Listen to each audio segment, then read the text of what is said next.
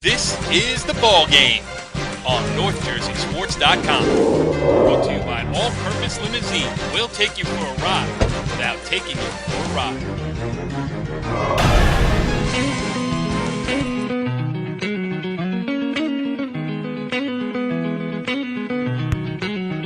Back on the ball game, NorthJerseySports.com's original multimedia series, talking all things North Jersey sports here, and this is a very special edition as we get ready for the boys basketball state playoffs. I am Corey Doviak, being joined by my partner, Richie Ballgame Barton. What's up, Richie B? Not much, just hanging out, talking some hoops. You know, I mean, this podcast is so original, you have to say it twice. You know what else is original? Richie B. That's who. It's the original multimedia series because this is the one that started all here on NorthJerseySports.com, and we're trying something new with it tonight. Before we get into breaking down the state tournament that will get underway on Monday, weather permitting, we're going to talk about an old state tournament that took place, well, many years ago now. We are going to welcome in Ramapo High School graduate from 2005, Shooter Hunt. We're going to talk about his last high school basketball game and memories of the state tournament with him. And Shooter's a great guy to kick this off with because he went on to great success collegiately and even in the professional ranks in baseball. So they played Shabazz in the 2005 Group 3 state semifinals, and it's going to be interesting. What do you think of this idea that we're doing? We're calling it the Throwback Edition, Richie B. Yeah, I'm not against a little throwback. I mean, I like to get a throwback outfit of my own going on right here. I may throw on some I don't know, MC Hammer pants and a IOU sweatshirt or something. I have no idea. We're only going back to 2005 with Shooter. Oh, well, not that far? Okay. Well, then in that case, we'll stick it to local high school athletes. What were we wearing in 2005? What was the clothing of the day? I was pretty much wearing the exact same thing that I usually wear, which is like jeans and like a button down with like, I don't know, some sort of sweater over it. I mean, that's my move. Yeah. You know, I gotta prep it out. I was probably wearing Birkenstocks and jeans. Yeah, with like a New Mexico State, hooded sweatshirt or something. Not much has changed on my end either, but I'm looking forward to it too. And we're going to do a little bit more of this as the state tournament goes along. We're going to, because it's a great opportunity for us, because as we're in these gyms, we're going to see guys that we covered in the last 15 years of the site, and we're going to pull them in here. Unfortunately, we were to be joined by another one. That is Elmwood Park graduate Brad Forestieri from way back in 2003. He's now the assistant coach at Mercy College in Dobbs Ferry, New York, but we weren't able to connect with him tonight, so he's probably on next week's bill of fare for the Throwback show tonight, Richie. And it's, you know me, I'm very sad. Brad Forestieri and all time, he's right there with Brian Murphy of Rutherford. Those are my, and Brian, I love the name, anything that starts with a B. Brad Forestieri, Brian Murphy, and you remember Brian Cruz from Emerson? Yes, from Emerson Union City, the now closed Emerson Union City. Yes. Oh, man, he was electric. I remember because this is when I was writing, and you were shooting a game, and he was on a 2-on-1 break, and he faked everyone in the gym out. And you got like a picture of a kid he was going to pass to, and he kept it himself for a layup. I don't know why I remember that. Not the first and not the last time I have taken a bad photograph. No. Now we both get to do it. So.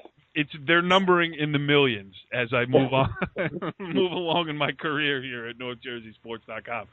But Richie B, we are going to preview the state tournament, and I'm going to preview our preview of the state tournament by telling everybody out there that the supercomputer will return this year.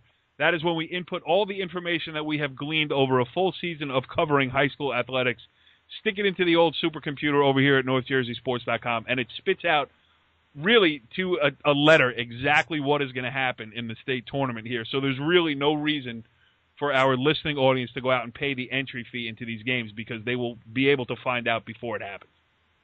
Yeah, I mean, it's always been a novel idea. We went away from it for a little while because We felt bad for the NJSIA. I mean, they started losing revenue because of the supercomputer. I mean, Timko's a good guy. Right. But if there's a time to bring it back, now's it. Everyone loves the snow and everyone loves the supercomputer. Isn't that right? Yes. All right, Richie B. Well, this is going to be fun as we bring in our first state tournament flashback guest. And you know what, Richie? I am excited about this segment because, when we have players on of the present day, it makes us feel very old as we realize how far we are removed from our playing days in North Jersey. So as we bring these guys back on, we are going to remind them of how old they are. We covered them, but they are getting old as well. And our first guest this evening, a 2005 graduate from Ramapo High School, and we'll get into the rest of it. But first, let's thank him for joining us from the outskirts of Mardi Gras in New Orleans. He is Shooter Hunt. What's going on, Shoot? Not much. Great to talk to you guys. Well, it is crazy. An 05 graduate of Ramapo High School, and we're going to get into this. This show is about state tournament basketball memories. But for those who don't know and who might be too young to remember Shooter's playing days, he was one of the best pitchers ever to come out of Bergen County, went to the University of Virginia, transferred to Tulane, was drafted by the Minnesota Twins. Is that correct, Minnesota Twins? That's right. And then is now in his second year on staff coaching at Tulane University. So, Shooter, first of all, just before we get into hoops memories, just tell us where you are right now. I mean, Tulane, everything going well, the coaching duties, and catch us up. Down at Tulane, I came back after playing for a while, finished up my school last year, and started coaching, and I'm loving it right now. So I guess it runs in the family. My grandfather, my dad, everybody were coaches, so I'm really enjoying it. We're in the thick of the season right now, so having a good time. Yeah. How much do you, and for those who also might not know, Shooter is the son of Mickey Hunt, the head coach of the Ramapo High School baseball team. How much do you talk baseball strategy with your dad, or have you surpassed his knowledge by now? Oh, no way. I'm always getting a lot of knowledge out of him. Anytime and baseball's a great sport where you get something new every day, so I pick his brain about stuff nonstop, and he gives me some feedback. Yeah. Have you ever asked on how to keep Ryan Passari down on a ground ball? that and getting Brian Butler to come up with the crow hop. Inside jokes here on NorthJerseySports.com, the inner workings of Ramapo. Richie, you want to know anything from Shooter before we start talking hoops? No, let's just get right into it. All right. Now, Shooter, this is a state tournament flashback as we preview the state tournament, which gets underway on Monday. And I just so happen here, because of the vast archives and the vast reach of NorthJerseySports.com, we'll get into it a little deeper. But why don't you what is your best memory of your last high school game, which happened to be in the Group 3 state sectional semifinals on Thursday, March 10th, 2005? Oh, that was a long time ago. The only thing I can remember about it is the one thing that they always tell you to leave everything out in the court in your last game. And I remember at the end of that game, we unfortunately lost, but going up at the end and just my entire body cramping up, and I had nothing left, and just couldn't. That was the truest meaning of leaving everything out in the court. So yeah, and you guys were the definition of the underdog. I think you had won. I think you won. Well, I know that team, that 2005 team, that was the first state sectional championship team since '95. So it was a 10-year gap between your win and the one before it, and no team has won since a section title at Ramapo. So it still stands as the last one. So you win the section, you go down to East Orange Campus High School, and you were playing Shabazz. Do you remember what you were thinking going into that game against, the inner city Newark team as the suburban team from Franklin Lakes?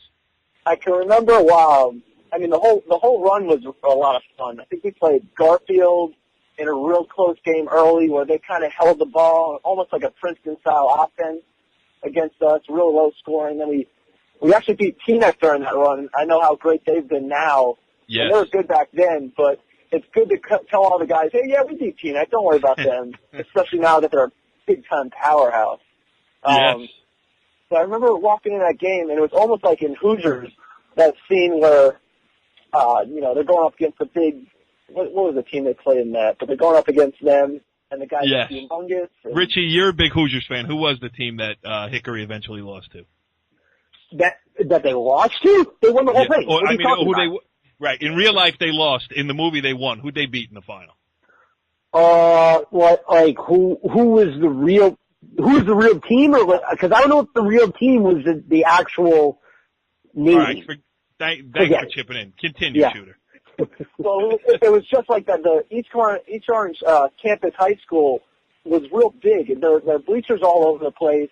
You walk in there, they were already there, seemed like for an hour, and they were all posted up. All their fans see, the suburban Ramapo kids walking in with, a bunch of sophomores on the team and some smaller forwards and centers, and you could see the smiles on their faces. All right. To say the least. You know what was funny about that game, too? I got there late, I remember. I had to park like 10 blocks away because it was sold out all over the place. And I decided it is the last time that it has happened, but I decided to leave my camera equipment in the car.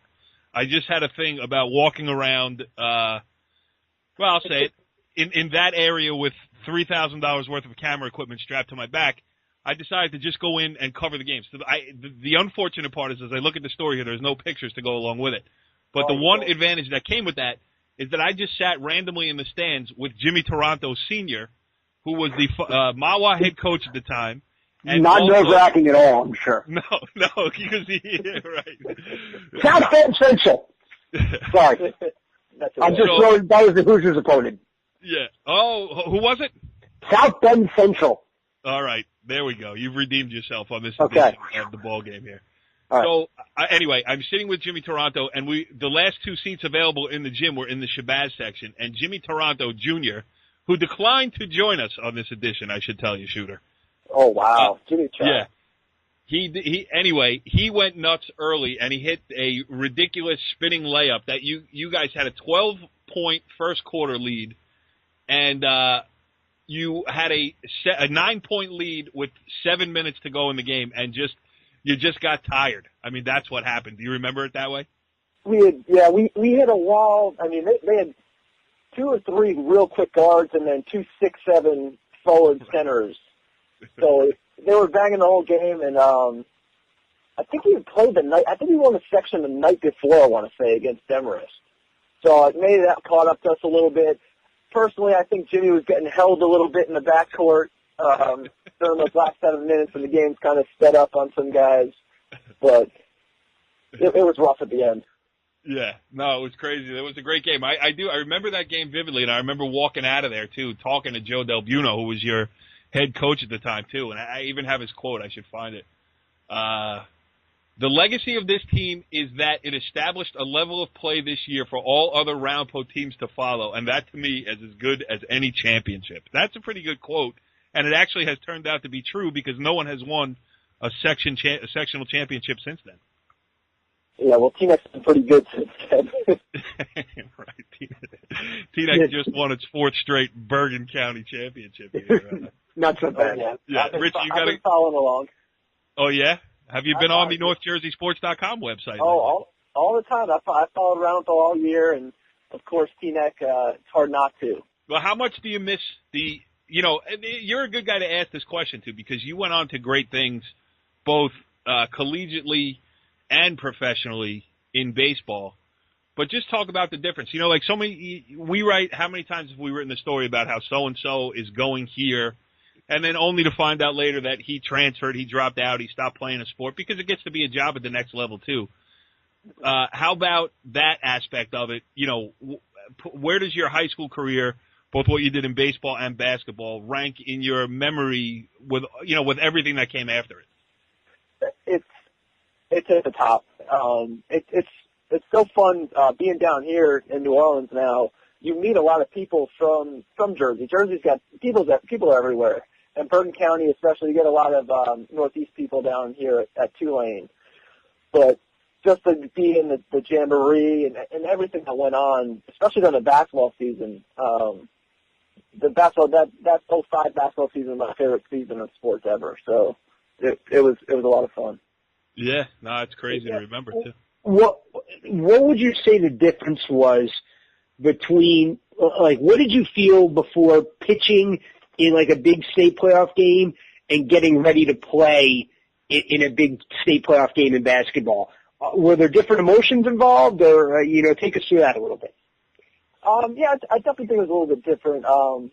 Especially my senior year, knowing that, I'm going to play baseball. This is my last kind of hoorah in basketball. And for the most part, we expected to be good, but we were all having fun. Each of us, Jimmy Toronto was going on to play soccer. Mark San Giorgi is going to play football. Will Bonan was going to Lehigh. I hope it's Lehigh, not Lafayette. That would be bad. I think it's Lehigh. Right, that would be bad. Pizzari was going to play baseball. Don Morello was going up on to Syracuse. So everybody's kind of going on to something else. So it was the last time we were all kind of going to be together. So the nerves for that game, especially the Shabazz game, it wasn't so much, okay, they're really good. For me, it was like, no, we're coming here to beat these guys. And you almost did it. And the worst part about it is that we lost that game close, and Shabazz went on to kill whoever they played the next round. They beat them by like 30 to go on to Steel City. So that hurt a lot. Camden, right? Yeah, it's in my article here. They went on to play Camden on Sunday. That Sunday at Rutgers, and they blew them out. So Shooter. The last thing before we let you out of here and let you get back to the Mardi Gras celebrations down there in the Big Easy, is there any chance that the Hunt family, T.J. Hunt, Shooter Hunt, Mickey Hunt, and young Casey Hunt, will ever stop ducking the NorthJerseySports.com crew and play the long-awaited game of wiffle ball? Well, you tell Richie Ballgame, anytime that I'm back at home, Casey and TJ will take him down. They can tell me themselves. I'm all over the place. I'm right here. Well, that is going back on the front burner, and if you are home this summer before your pending nuptials, which we know you're getting married in August, so best of luck with that. But I think the true send-off of your single life should be the long-awaited wiffle ball game, where Rich Barton and myself are a perfect 1-0, having beat Tim Byron, and Brian Dunn of Old Japan, and we never let them live it down. Oh, wow, that hurts. Yes. That hurts. Yeah. No, that'd be like it's going to be the ultimate bachelor party for me. Because why have a bachelor party when you can play wiffle ball? Right. Exactly. Shooter Hunt, thanks for joining us here on State Tournament Memories on the ball game on NorthJerseySports.com, and we're going to be following Tulane baseball as the year goes along, and we'll be following you both through your dad, and hopefully we'll find a reason to get you back on here, maybe when you get the managerial position for my beloved New York Mets and drag us out of mediocrity. Sounds good to me. Thanks, Shooter. All right, Richie B. Well, that was a fun trip down memory lane, and, Shooter Hunt joining us from the outskirts of Mardi Gras in New Orleans. You get it all here on NorthJerseySports.com. You really do. From Jersey to New Orleans to, hey, if you're out in California, we'll find you. We'll get down. You're darn right we're going to find you. All right, so back to the present. Or McMinnville, Oregon. Right, McMinnville, Oregon as well. We will find you there, too. But let's get in the old DeLorean. We'll get back to 2014, and let's break down a little bit of this state tournament coming up. It gets started on Monday, provided the biblical snow doesn't visit us once again here. We may be doing another show to fill some time on Monday night in lieu of games being played. But the state tournament this year, we'll go bracket by bracket, but we should say for more in-depth coverage of this year's state tournament, you can check out the supercomputer, which will make its triumphant return this year on the NorthJerseySports.com website, an old favorite of ours. It's gone away for a couple of years, but we thought it was plenty of reason to bring it back. So make sure you check out NorthJerseySports.com for that. And let's start with North 1, Group 1, Richie B. And in this section, it is my I'll say it is my favorite section because it was the section I was raised in, not that Palisades Park ever did anything in there. And my 1 year at Leonia, we had a 24-4 lead on Secaucus and lost that game. So it's not that there's great memories in it for me. It's just that I know these teams intimately. And the game that I will be covering on Monday night, should the snow hold off, is at Palisades Park against number 11 Woodridge in my highlight game of the opening round anywhere in the state of New Jersey. Well, let's face it. Powell Park is having a surprisingly good year. I know they lost a lot from last year. I mean, only Shannon Henry really returned for them. And Woodridge, let's face it, they're always exciting. They like to get up and down the floor. They're going to shoot a ton of threes. It should be an entertaining game at the very least. Absolutely. And I don't think either one of those teams is a threat to win the bracket, but either of them could get hot and get on a run and maybe make their way through. Cresskill is the number 1 seed, and it's not really an easy road for the Cougars. They got Saddlebrook is a number 16. They're probably, a little bit better than a 16. And then they'd have to play the winner of Waldwick Midland Park in the next round. Cresskill will obviously be the favorite in both of those games, but a little tricky. Definitely a little tricky. Midland Park's having a solid year.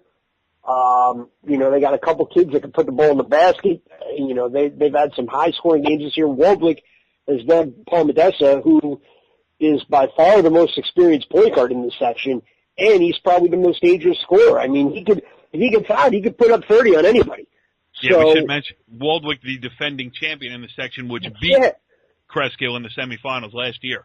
Yeah, and they haven't had as good of a season as they like, but with Paul Modessa and Connor Walsh, you got 2,000-point scorers who can, they can combine for 50 points on any given night, and head in high school basketball. It's a recipe for success. Absolutely, and as you know, I'm a huge Connor Walsh fan. You are. You're definitely a Connor Walsh fan, as am I. Good kid, good athlete. Yes, good kid, good athlete is right. Hasbrook Heights, a Bergen County Jamboree qualifier, plays number 12 Butler. New Milford, listen, number 4 seed, booting in the first round, home game. Whatever happens from here, a great job by New Milford, especially when you consider that their best player coming back this year missed all of the season with a torn ACL that he suffered in football. Shaheen Payne, a very exciting point guard, and they've made it all the way back to be a number 4 seed in the state tournament. Yeah, I mean, I hate to say it, but when you told me about the torn ACL, I kind of thought, wow, it's going to be tough for New Milford. I mean, I was thinking, honestly, a 5-6 win team. For them just to be where they are is really a testament to A, the coaching, and B, how hard the kids have worked. Because I mean, they've had a very underrated, great season. Let's be honest. And they're another team that, hey, they're not going to be afraid of anybody. They're a high seed, but still can play with the underdog mentality. Absolutely. Yes, they're so far under the radar. We regrettably did not cover them this year. Maybe if they get on a run, we will catch up with them. You got Cedar Grove against Ridgefield. Ridgefield is the 14 going on the road there. We mentioned Woodridge, Pal Park. Beckton-Pompton Lakes is an interesting matchup in the first round. That's the 7-10 game. That one's supposed to be close. And Pompton Lakes has some athletes, as we saw during the football season.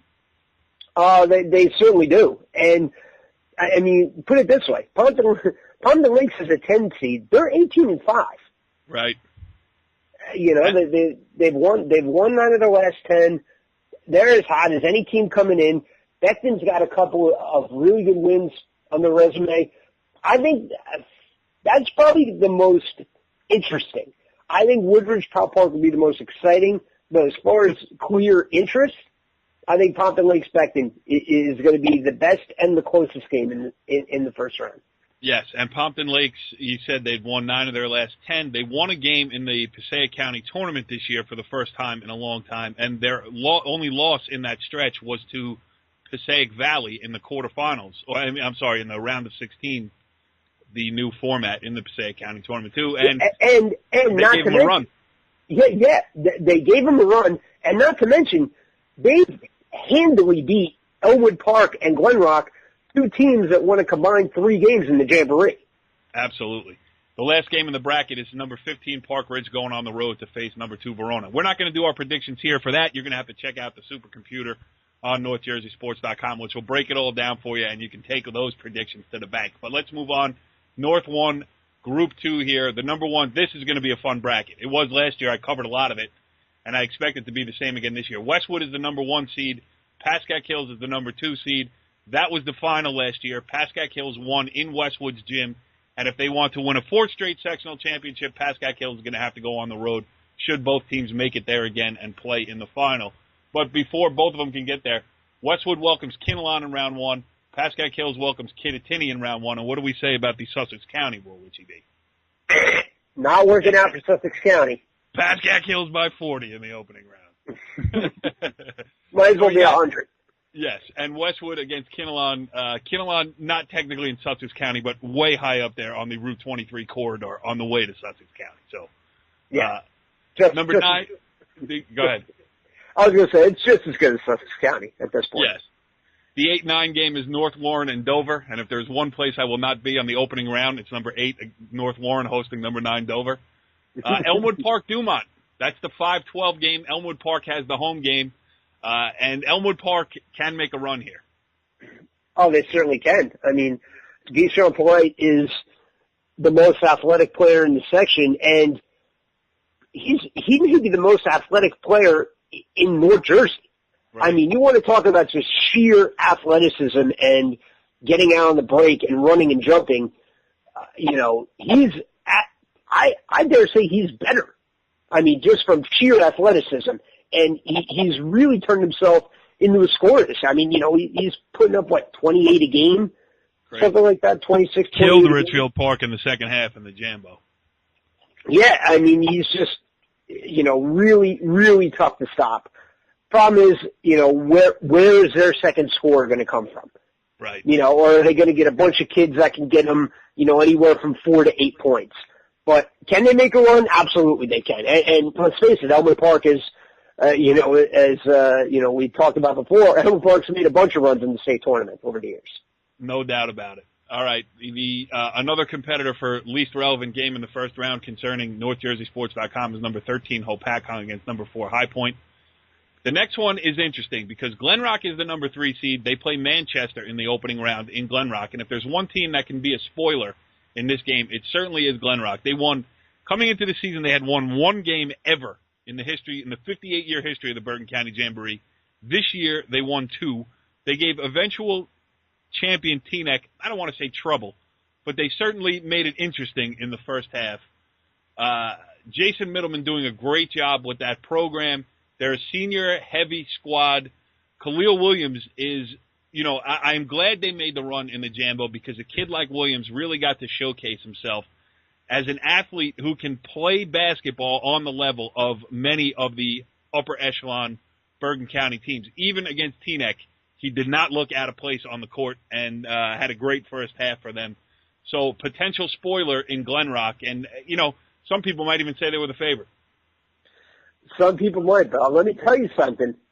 Manchester's a tricky first-round matchup. Manchester just played them to the wire the other night. They got 2 kids, Brad Gaffney and Sean Pearson, who's their point guard, who just does a little bit of everything, controls the tempo. I mean, I think Glen Rock is going to win that game, but I think it's going to be another close game. I wouldn't be overly shocked by an upset, even though a lot of people think Glen Rock could and should win this section. Yes. All right. Ramsey gets the dreaded trip as the number 11 seed out to Newton on a wintry night in early March. That's a tough one. Pequannock will host Mountain Lakes, and as we mentioned, Kittatinny and Pascack Hills. So, I think you got 3 legitimate contenders for this bracket in Pascack Hills, Glen Rock, and Westwood, and a real potential spoiler in Elmwood Park as a live dark horse. I'm in complete agreement with you on all of those. Now, we can spend considerably less time on North 1 Group 3. Not that there's not a lot of good teams in it, but there's one great team in it, and I don't see anybody beating number 1 Teaneck. I got to be honest. I don't see anyone close. Nope. I can't imagine anyone being within 15 points of them, quite honestly.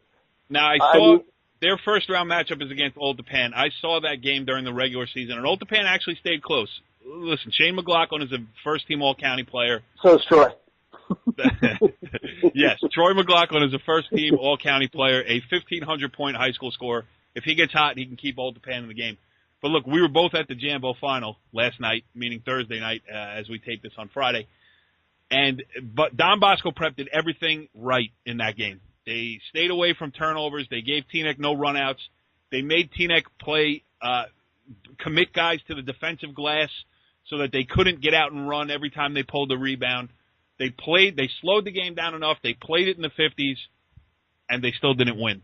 Teaneck can win in any style, and I don't know how anybody gets past them. But underneath that, there's a lot of entertaining games. I think Teaneck is going to end a lot of these runs, but some of these other teams have a chance to make them, including in that first-round game. Number 9 Garfield takes a trip to number 8 West Milford. That game might be 120 to 115 by the time it's over. That's going to be one that I really, really wish was played in Garfield. Yeah, I was just going to say, if they could just move West Milford closer. If they could just move West Milford to Garfield, we'd be set. If it could only be East Milford, I'd be there. The 5-12 game is Ramapo against Northern Highlands. And now Ramapo, again, great run to the Bergen County Jamboree semifinals. Matt Grassi, unquestionably one of the best players in Bergen County this year. Northern Highlands qualified for the Jambo. That's a big-time rivalry. That's an interesting first-round game. Yeah, I mean, Highlands has fallen off a bit in the second half of the season, but they have the players, they have the athleticism to not only hang with, but beat Ramapo. And, how does Ramapo respond? Ramapo, tough loss to Bosco in the semifinals, gets absolutely bombed by Teaneck. Right, on Tuesday. Later in the week, what is their mental state right now? Can they flush that all out and regroup against a team that, not only has a natural rivalry against them, but, again, the whole nothing to lose mentality. Absolutely. Wayne Hills, Mount Olive. Now, Wayne Hills has struggled a little bit lately as well. They're the 13th seed, but, they played well early and actually won whatever that league is they are. The Big North Independence Division, in case you were wondering. Yes, there you go. Thank you. Yeah, but I mean, hey, they won that league outright, which is a pretty tough league. Yep. All the teams in that league were over 500 and made the state tournament. So, I mean, I think that they could pull a first round upset. Yeah, because for quite sure. frankly, I know zero about Mount Olive. Right. That's really my basis for it. Right. Number 3, Bergenfield has to go to Montville. Now, Bergenfield is a team I don't know for sure. I haven't talked to Marty. Montville comes to Bergenfield. That's what I meant. Montville goes to Bergenfield, and Bergenfield is a team, having not talked to Marty Rivard in a couple of weeks, I am sure Bergenfield feels like it has something to prove after that loss to Pascack Hills in the round of 16 of the Bergen County Jamboree. You have to think so at this point. I mean, a lot of seniors on that team. Yeah, I was going to say, with a senior-dominated team, they're looking forward to making a huge run in the Jambo. It didn't happen. This is their last shot. How do they go out? Yes, Indian Hills, one of the best stories in North Jersey this year. Another Jambo Final 8 participant. They're the 11. They got to go on the road to Sparta. And then an interesting one here. Number 7 Englewood against number 10 Pascack Valley. Now, Pascack Valley has slumped, really surprisingly slumped down the stretch of the season. Englewood had it all rolling heading into the round of 16 of the Bergen County Jamboree. They had a first-round bye. They were poised to make a run, and then Glen Rock happened in the final 4 minutes. So it's going to be interesting to see how they do. I'm sure they're licking their chops to play another, playoff game here. Yeah, because let's face it, the loser of this game is going to be really, really disappointed with their season. Yes. And so you're going to get 2 incredibly hungry teams trying to either force the pace or slow it down. If you're Englewood, they're going to try to push it. Pascack Valley, they're going to try to play possession by possession and just try to limit Englewood, getting off on a fast break. This should be fun. Yeah. This should, contrasting styles, 2 incredibly hungry teams. And again, I think it's going to come down to mental state because eventually one team is going to make a run, and how does that other team respond? Yes, and you know what, too? For both of these teams, one of them is going to win a first-round state tournament game, and maybe that's the confidence builder that they've been looking for. And with the way it breaks down, because in the bottom of the bracket, Jefferson is the number 2 seed, Lakeland is number 15. Whoever wins that Englewood-Pascack Valley game is going to feel like it has a real shot to get to the Final Four because, as you know, Guy, with the Sussex County rule in place, I put no faith in number 2 Jefferson and number 15 Lakeland. Well, Wanacue is, again, almost in Sussex County. Might as well be. Yes, absolutely. All right, so that's North 1, Group 3. Let's check North 1, Group 4. This one's interesting as well because same situation as in North 1, Group 3. There are a bunch of teams that can think they can make a run, and then there is the top seed, which is the unabashed favorite to win it all. That is Patterson Eastside. They will play in the Passaic County final tomorrow morning in a game that I will be at, and they host Livingston. That should be a no-brainer. But interesting, Richie, when we were talking about our first-round games, ones that we are thinking about covering on Tuesday as this thing gets underway, one of them that popped up out of all the brackets was number 9 Ridgewood at number 8 Union City for the right to play Patterson Eastside in the quarterfinals. Yeah, and, Ridgewood has, underachieved early, and I don't want to say overachieved, but I think they've started to, peak and reach their potential at the right time, winning the PIT tournament, playing with a ton of confidence. Union City, Union City has had an up and down year, but I mean, they were in a tie game with St. Peter's Prep with, St. Peter's Prep's a top 10 team in the state, and the Hudson County quarterfinals are tied with them with 6 minutes to go. And they're losing by 15, but it just shows you that, for the better part of 32 minutes, they hung with the best around. So they're certainly not going to be intimidated. I mean, having seen them personally, they're not going to be intimidated. It's just going to come down to shot selection because they defend, they hustle, they take care of the ball well. It just comes down to shot selection. They have stretches where they just take horrible shots, but then they have stretches where they just run their offense and they score like it's nothing. So, can they find that consistency? Because they're going to need to do it against Richmond. Yes. Number 5, Wayne Valley welcomes number 12, Roxbury, and I put nothing past Joe Light to put a good game plan together in the opening round against a team from out west that comes in. I would say Wayne Valley's got a better than even shot of winning that one for sure. And number 3, interesting game. What'd you say? I said I hate Roxbury. A ton of my friends are from Roxbury, and I hate the whole time. No, I don't hate the whole time. Just them. Continue. Number 13, Montclair, goes on the road to play number 4, Fairlawn. Interesting game here, having seen Rich McAuliffe, the Fairlawn head coach, at the Jambo last night.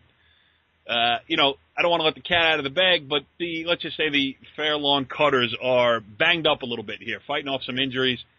And our friend Jerry Hill brings Montclair into Fairlawn for an early start on March 4th in a game that I very well might be at the front end of a double dip for me.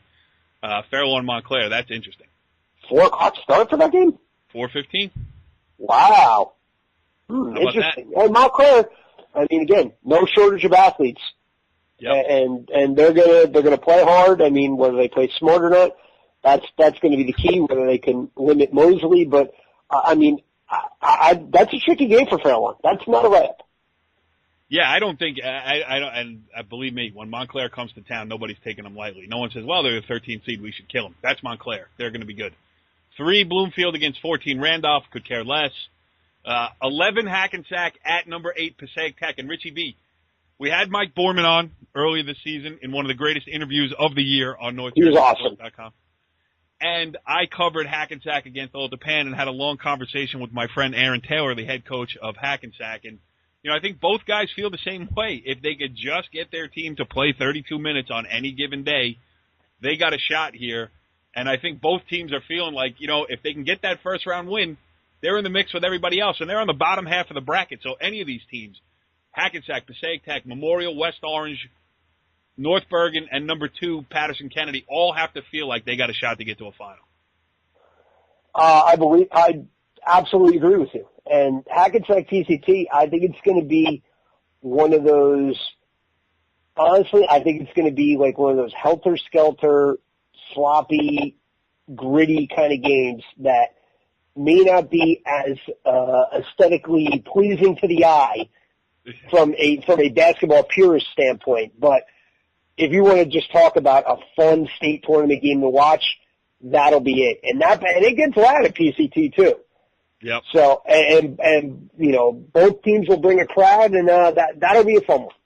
Yes, and when you said sloppy, Aaron Taylor in the conversation that I had before the game against Old Japan. He said, I'll tell you what, he goes, my team can defend with anybody in North Jersey, but we, at least once a game, go 5 or 6 minutes without scoring a single point. And in the Old Japan game that they lost, they went 5 minutes and 30 seconds on the button without scoring a point that cost them the game. So they're young.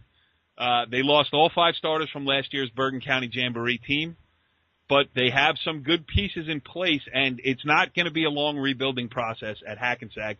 And the word is on the street, I didn't get this from Aaron Taylor, but from other people that I know around the program and who know Bergen County basketball, there are 5 kids, 5 8th graders at Hackensack, that if they could just keep them together without getting them poached by the parochials, they're going to have a real chance to be not only, a great class, with a chance to make a run at not just Jamboree and section titles, but also to the TOC. So we'll see how that goes there. Wow. Memorial, West Orange, North Bergen, and Kennedy. Anything you want to add on those games? No, not really. Okay. Well said, Richie B. All right, should we do the parochials? Well, the North 2, we could always do the North 2, but you know what? It doesn't include a lot of our teams. I'll just say this. I'm rooting for Chris Gaskin and Ridgefield Park. Well, that really goes without saying. And Rob Carson and the Passaic Valley Hornets. I got it. Although they're playing Colonia in the first round, I got to give a little love to my boy Chiara because in a rematch of one of the greatest games ever played that you and I were both at. And that was certainly one of the 5 best games I've ever covered in any sport. And that was an absolutely ridiculous game in every way. Getting its doors blown off for 2.5 quarters. Yeah, and came all the way back to win. What was it? Double overtime. Double overtime. Tyler Nash had no points in the first half, and he ended up shooting the lights out the rest of the way. Joey Castro was big for them down the stretch. Yeah. But I got to pull for Chiara. I got to go with seniority here, and Chiara has also. I hit a grand slam off in the wiffle ball. A walk-off grand slam, and he watched me hit 4 half-court shots in a row. So those are my 2 greatest athletic achievements, sadly. Let's do the 2 non-publics in North Jersey real quick. Bosco is the number 1 seed in non-public A. They have a first-round bye. They play the winner of Paramus Catholic DePaul. DePaul, you have seen in the semifinals of the Passaic County tournament. Bosco, you've also seen. What do you think there? Well, I guess I shouldn't count out Paramus Catholic, but I kind of am. Well, I was going to say Paramus Catholic has had a down year, but they have athletes. I still think DePaul's going to win that game because, they have athletes, but they also, they could slow a game down and they could play possession by possession. You saw that in the Passaic County semifinals against Patterson Eastside. Let me tell you something. DePaul is going to hang with Don Bosco. Okay. If they can control the game the way they controlled against Patterson Eastside, who is honestly they have quicker guards than Don Bosco has. That's no slight against Don Bosco. Patterson Eastside's guards are the quickest around. Right. And DePaul really really managed the game well. I thought they managed the game better than Eastside did. They just couldn't. One of those games where they just fighting, couldn't get over the hump. But I think they're going to give Don Bosco everything they can handle. They're a real. That's a real tough matchup for them. All right. Number 5, Pope John, and number 4, Seton Hall Prep both have byes into the quarterfinal round. And then the team number 3 is St. Peter's Prep. They have a bye, and they will play number 6 Union Catholic in the quarterfinals. Of course, St. Peter's Prep is playing in the Hudson County final on Saturday. And they won't start their state tournament run until March 7th. But our friend Todd Decker doing a great job down there in Jersey City with St. Peter's Prep. Yeah, what can I say more about Todd Decker that you wouldn't say yourself? I know. We'll do a good job covering him. That's all I can say about that. St. Peter's Prep, a top 10 team in the state. And maybe, probably the favorite in this bracket, even though Don Bosco Prep is the number 1. This is where we disagree. I don't think there is a favorite in this bracket. Out of all the brackets, this is the one where I'm looking. I think 6 of the top 7 seeds could win it. Who are you leaving out of that group? Union Catholic. I really don't know anything about them. And the last game of the quarterfinals, St. Joe's, Montvale, and Bergen Catholic have byes where they will meet each other again, they having just met in the regular season. Now St. Joe's, who beat Bergen in the Jambo in the quarterfinals with Quay Jefferson, who is playing, some really ridiculous basketball. I mean, he was great against Teaneck in the semifinals of the Jambo as well. Of St. Joe's faded a little bit there late in the first half, and then in the second half. But Bergen Catholic, I'm sure, is licking its chops to get another shot at St. Joe's. I mean, doesn't matter where they're playing, they're going to go after it. But it's going to be the last game of the year for either one of those teams, and that's going to be a barn burner in Oradell. It certainly is. And, again, same kind of thing, contrasting styles. Bergen Catholic, huge size advantage. Probably, as big, if not bigger, than any team in the state on the interior.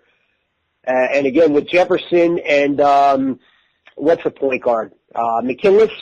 Yeah, well, you got McKinless and you got Andrew McGuire as well. And Patrick Doherty, the coach's son. They got a bunch of ball handlers there. Right. And, again, the Jambo game, what was that score? It was like 90-76 or something like that? Yes.